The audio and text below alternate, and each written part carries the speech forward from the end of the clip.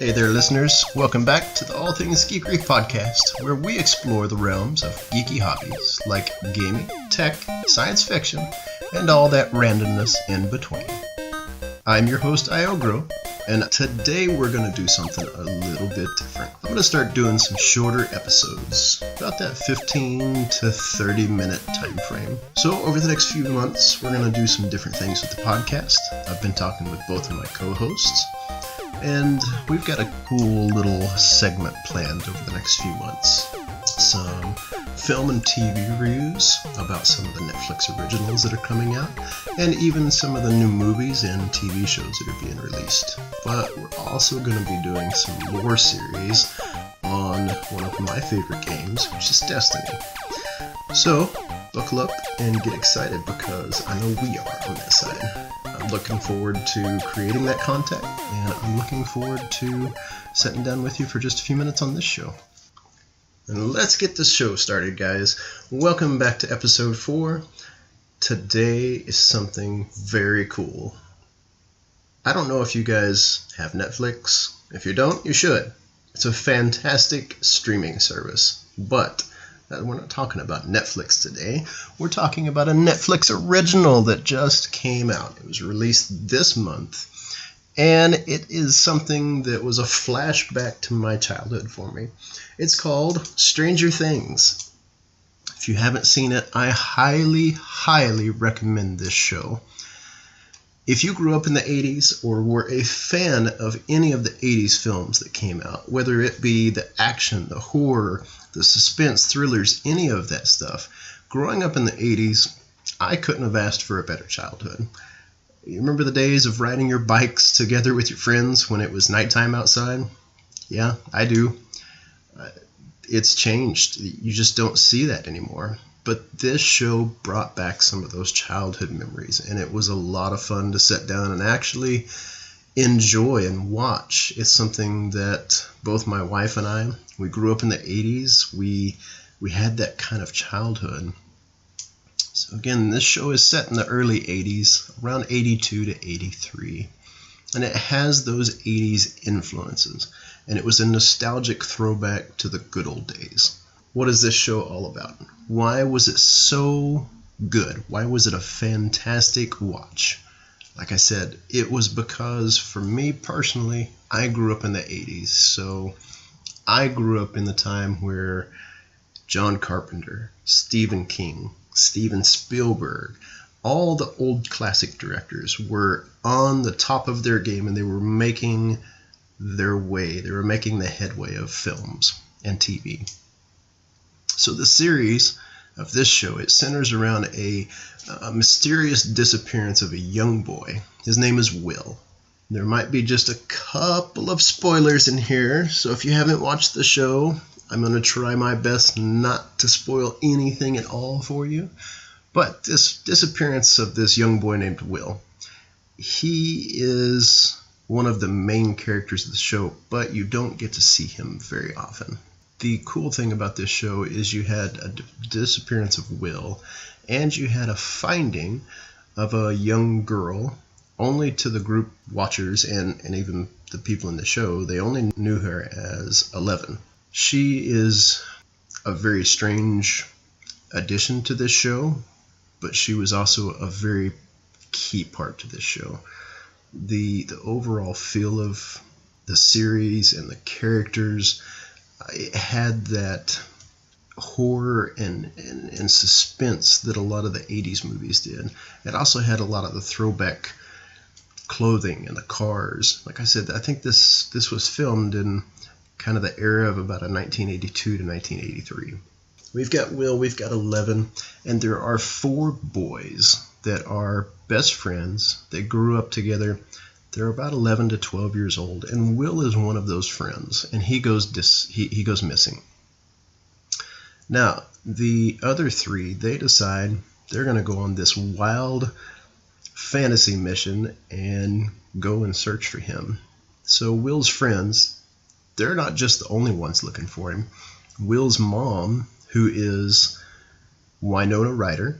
Now, I'm not a huge Winona Ryder fan, but I have to give it to her. She did a fantastic job in this show.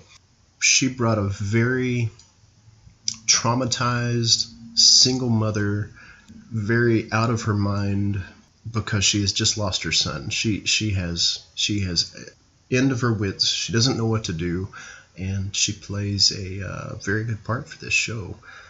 Now, the town that they're in is a very small town up in Illinois, and this town has potentially been hiding a very dark secret for a long time. And that's where the suspense of this show really comes in. So as soon as you get to sit down and actually press play on Stranger Things, it just sucks you right into the storyline, the nostalgia of the 80s. It drops you into a very familiar place if you grew up in that time frame. The creators of the show, Matt and Ross Duffer, bring that 80s influence to this show brilliantly and bring us something that we probably haven't seen in a very long time. The originality of this show was spot on. It was fantastic. And the depiction of these young kids and the way they speak, the way they interacted, and yeah, they did. They got to ride their bikes and play outside, and you see all these things that you don't really get to see in this generation. Honestly, it felt like an old Spielberg movie. There's a little bit of an E.T. feel to the adventure scenes of this show, and a little bit of the Goonies, if you remember that. And it has that Spielberg-esque moment to it. And Stranger Things didn't just bring an influence of the 80s like the Spielberg moments, but it brought a much larger cast of some of our favorite childhood influences back then. The cool thing about the show was the opening credits and the music and just the overall vibe of the show. A little bit of John Carpenter, I think, was pulled from that influence, and just the mashup of the intense, suspenseful music and the opening scenes, which brings a scariness to the show in a way.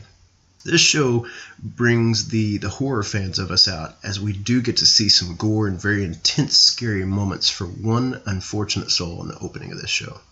But I think the overall feel, the Duffer Brothers have said that Stephen King and Carpenter and Spielberg were a huge influence in their childhood and their growing up, and they worked on stop motion films, so you can really feel the influence of those directors in the show. That's not what makes it good, though. Like I said, the originality of what these brothers did to this show is what made it so good. What I liked best about the show is it wasn't just a copy of some famous 80s scriptwriter and director, as the show creates a very intriguing and eye-catching world of its own. The thing was well written, it was thought out, and the show is centered around this great group of likable characters, which is part of how well the kids themselves, these four friends, interact and work as a group together. The Duffer Brothers did a spot-on fantastic job of finding a cast who wasn't a polished set of actors.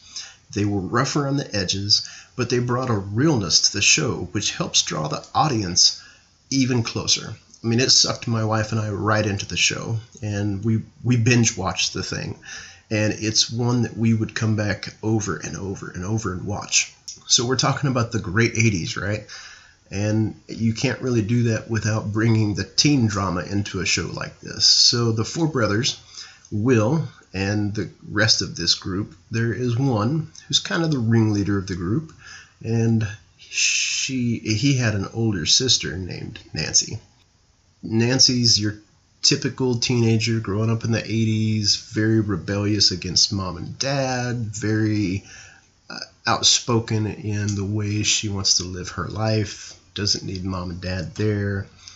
So it plays right into the way the 80s really felt back then.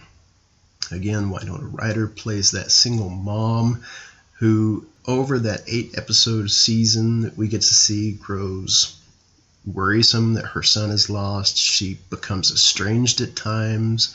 She became very volatile with her emotions. And of course, that's understandable. She just lost her kid. Her kid is missing. One of my favorite roles in this show was from an actor named David Harbour. He plays the local, arrogant, tough guy police chief. Overall, he's just a very complex character. He brought a lot of acting skill to the show, and a lot of the moments where you see him arrogant, he has just as many moments where he is kind and very supportive to the mom and these four boys, and helping this whole story just move right along. Now, I do have to say, if the show had one area that I could really ding it on and say it was lacking, I would say, from a story standpoint, the only minus I would give the show was it had so many mysteries that unfolded in this one season that we got to see. It kept you on the edge most of the show, but what I really wished was it felt more formed, because these mysteries, they left you from a storyline that they didn't really connect all those mysteries together. They kind of left you standing. That was really my only ding on this show. Now, I'm not a director. I've never made movies, but that could be their whole purpose of this show. They could just be leaving you these little breadcrumbs and asking you to make up your own opinion on the show. What do you think's going to happen? The overall plot, it came from all sorts of angles. It kept you guessing at all the time of what was coming next. It was just like a good horror suspense film back in the 80s. And some of those things, like that we got to see in those 80s films, were government and scientific conspiracies, the growth of the relationships that these boys had as friends, to their parents and how they interacted with one another, the rebellion, the drinking, the drugs. There was a lot of stuff in this show. Now, overall, if Netflix decides to pick them up for a season 2, I think from some of the forums and things that I've read, the Duffer Brothers, they already have an idea of where this show's supposed to go. And I will say the ending of season 1 was a massive, massive enjoyment to watch. They did a great job with it. They didn't leave you with so many questions that it made the show unenjoyable to finish. But like I said, there were a lot of mysteries and a lot of things that unfolded very quickly with some of the characters and some of the conspiracies that just gave you a question of where are they really going and what are they going to be doing with this show. So, guys, overall, like I said, we're going to cut these episodes down a few minutes and make these a little bit shorter. I do have to say, the Stranger Things show, it's one of my top list shows right now. Overall, it gets an A+ in my book. It was a great 80s set for a couple of directors that brought a lot of joy and a lot of excitement for this show. I think the Duffer Brothers did an amazing job combining all of the different tones and genres together to make us feel that we were being pulled back into our childhood if you grew up in that time era. The show goes from moments of questionable actions to moments of absolute terror, and all of that was set in a very curious little group, a bunch of kids, and it does it without making you feel like it's a knockoff 80s horror film. And that's where I gave it so many props. So guys, if you haven't checked this show out, go check it out. I would love to know what your thoughts are once you finish watching the show. Give me some comments. Those are the things that we really need for this show. I thank you so much for listening. Go check us out at our website. It's www.allthingsgeekery.com. Go check out some of our content. You can find us out on YouTube, iTunes. You can find us on Google Music. So guys, look us up sometime. We would love to hear your comments. We would love to hear your feedback. Until next time, I'm your host, Iogro, and we'll see you in the next episode.